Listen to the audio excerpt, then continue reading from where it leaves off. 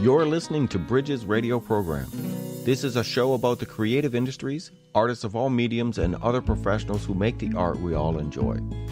Bridges is produced at Citadel House Studios in Lewisport, Newfoundland and Labrador, and is a collaborative project between Carolyn R. Parsons and Citadel House. This program can be found on iHeartRadio, TuneIn Radio, Spotify, and in podcast at SoundCloud, Apple Podcasts, and Google Podcasts, as well as many other podcast hosting programs. Hello, and welcome back to Bridges, episode 4 today. 4? Can you believe it? It's 4 already. It seems like just yesterday we were doing number 2.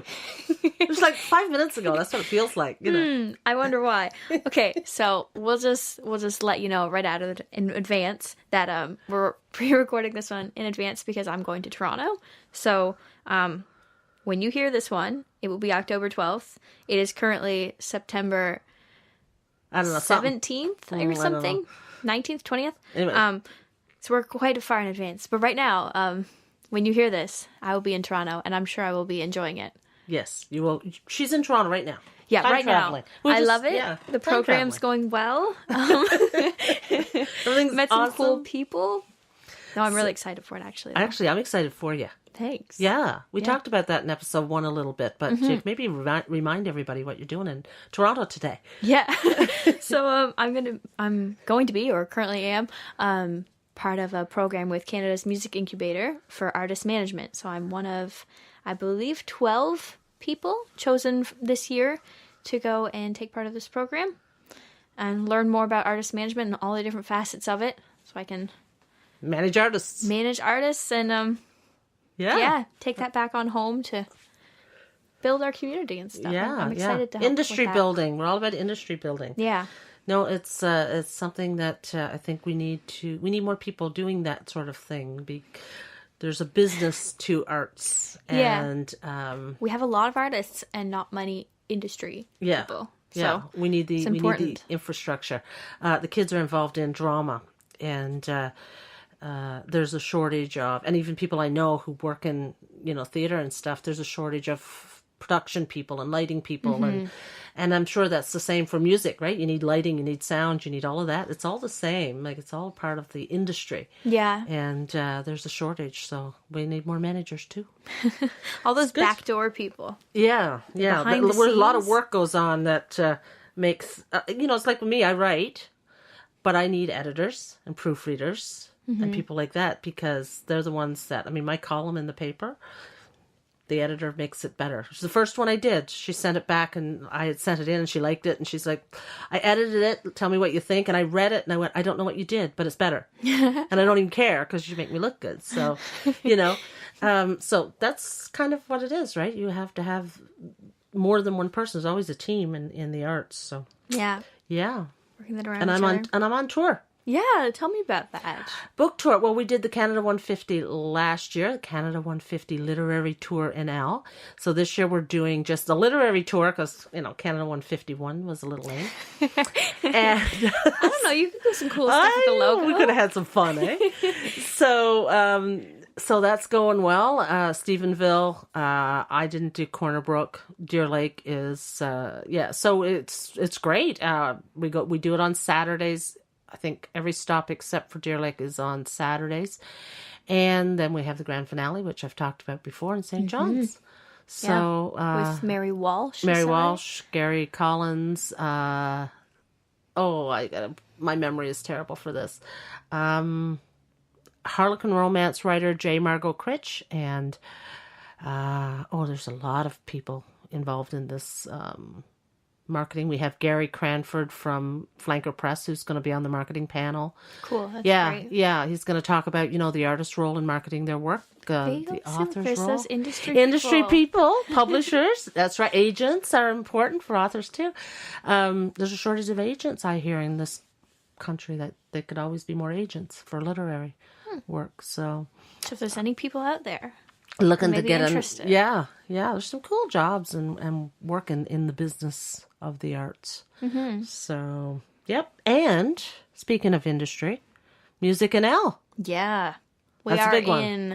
We're hopping right now currently up in Trollingate. Yeah.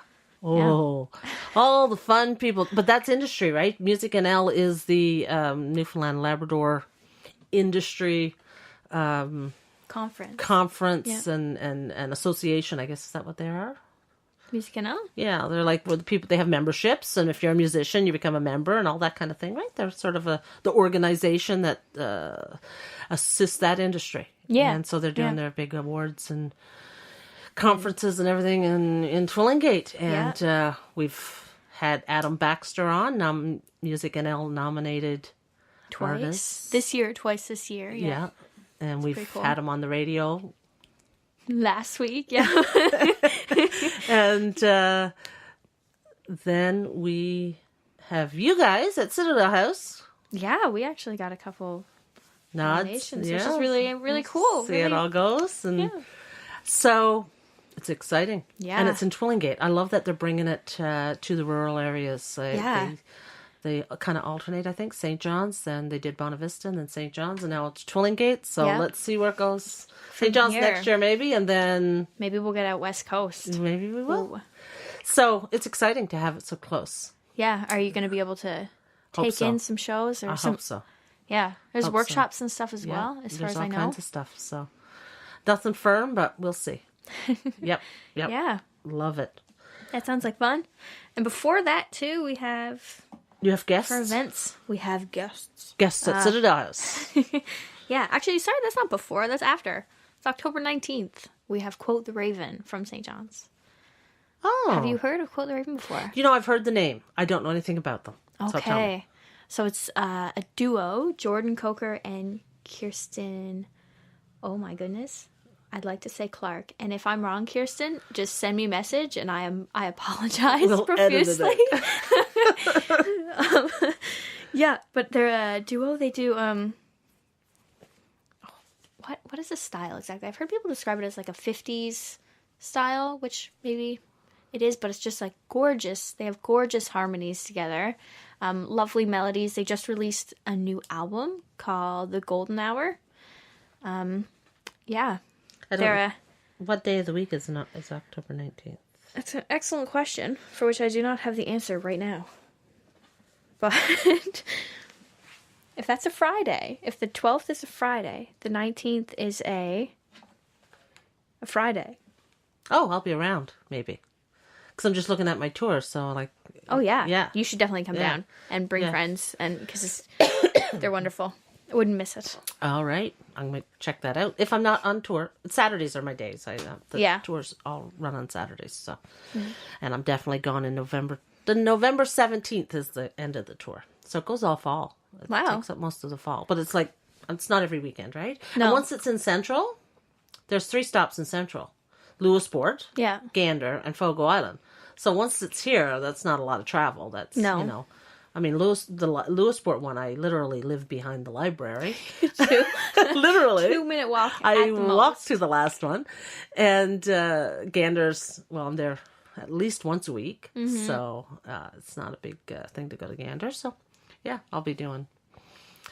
So that's easy. But it's when I go away. So St. John's is then the only one after that I'm away, which is November 17th. So, yeah. So, love it. I like traveling around this province, so. Yeah, it's so beautiful, man. Yeah. I'm flashing it back, too. Okay, because I did just get back from a trip in Bonavista that we referenced in episode 2, so. That's right. You got to Port Rexton. Yeah. And now you're in Toronto. Yeah, currently. Wink, wink. But, okay, we went up past Trinity at one point. We were just driving around, and you can just, like, we're at a lighthouse, and you can look back and see all of Trinity and all these houses. And you could just kind of, I'm a very nostalgic person, but you could just see the people, I don't know, like before the fish industry. Oh, okay. You mean you felt like you were in the past? I just went back in time. Yeah. And you could just see it, all the people and the kids playing on the hills and like grandmother out in her rocking chair knitting socks. I don't know. My imagination just took off knitting for socks like 5 minutes. on the porch. Yeah. Just it before was the really wind sweet, picked up and blew them away. Yeah. That was a bit strange. I kind of lived that life. I mean, I grew up on Change Islands I was a teenager in the 80s. So in the 70s, I was a little kid running around on the hill while people were knitting socks somewhere. But really, that's how I grew up. Yeah. It was very rural, isolated. We never left unless we had to go somewhere. We were very self-contained that way. Mm-hmm. And I remember the icebreaker in the winter, not being able to get into where we were, but the pickup trucks going out on the ice to pick up the freight. Wow. For the merchants, right? For the stores. Yeah. So that we, would have stores but I mean, it wasn't an everyday thing. It was like, you get freight. They stocked up for several months. And then if there, was a time when you couldn't cross, there was a lot of time we couldn't cross, right? Mm-hmm. And you just didn't, because you had stores on the island and you just went there and got your food, and you had freezer full and you could hunt, and it was a different time.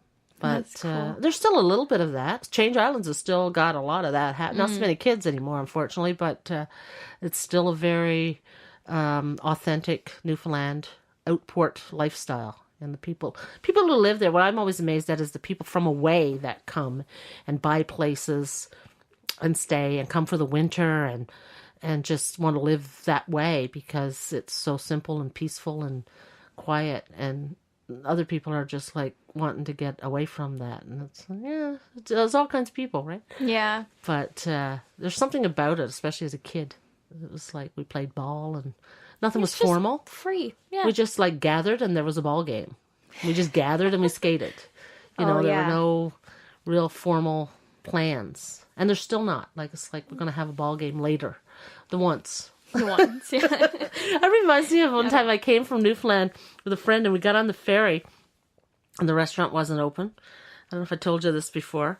And she says, so she says to the lady, when is the restaurant going to open? And she goes, oh, it'll open once. And she's like, well, how late is it open? Oh, it'll be open till later on. It's like this total no time. Yeah. It was like, when there's enough people, we'll open the restaurant. And when they're gone, we'll close it. Yeah. And that was it. This was the ferry. It's like, that's life. That's Newfoundland life. It's like when it's needed, we do it. Yeah. Just not having a concept of a deadline. And no deadline. Like that. So just nice. It'll be open to once. Yeah. So that'll be. She thought that was hilarious. So she was from Ontario. She's like, okay, this is Newfoundland. I know I'm here now. Oh my. So, anyway. Yeah. So why don't you tell me a little bit about our next guest here? Yep. I had a conversation with Kit Sora. We're gonna. Kit is a very, very interesting person with a very